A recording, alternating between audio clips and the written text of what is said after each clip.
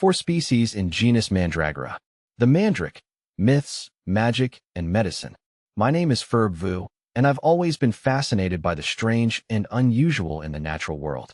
One of the plants that has captivated me for years is the mandrake, a member of the Mandragora genus.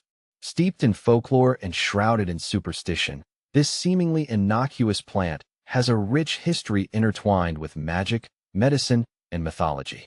The mandrake is perhaps most famous for its root, which often bears a striking resemblance to the human form. This anthropomorphic quality has led to a wealth of legends and beliefs surrounding the plant, many of which persist to this day. A brief history of the mandrake. The mandrake's history can be traced back to ancient civilizations.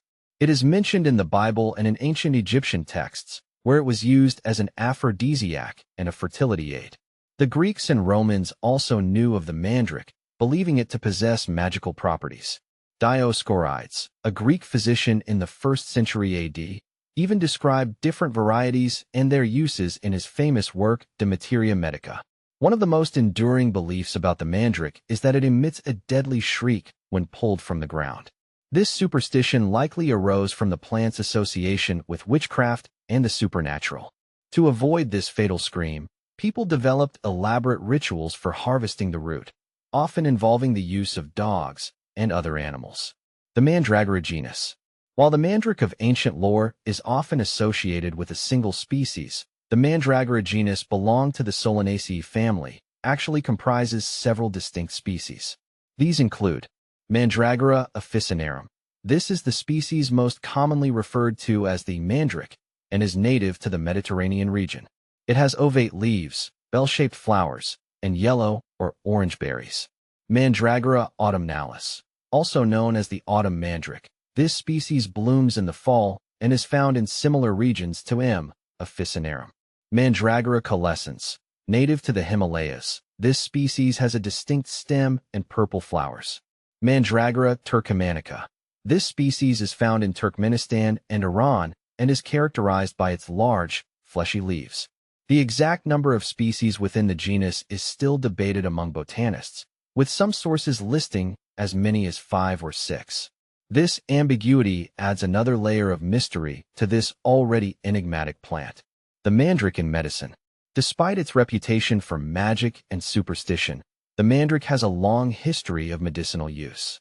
It contains potent alkaloids, including hyoscyamine and scopolamine, which have both sedative and hallucinogenic properties.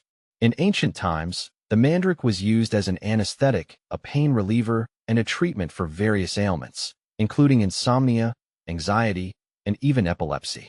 However, the mandrake is also highly toxic.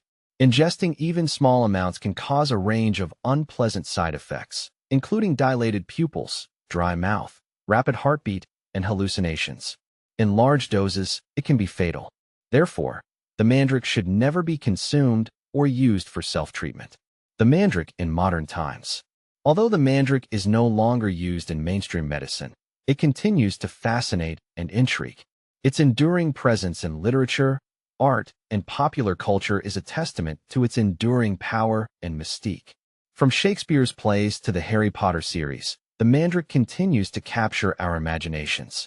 As for me, I continue to be drawn to the mandrake's unique blend of history, folklore, and pharmacology.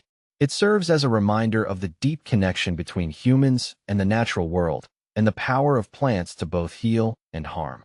The mandrake is a symbol of the enduring mysteries of nature and the enduring human fascination with the unknown.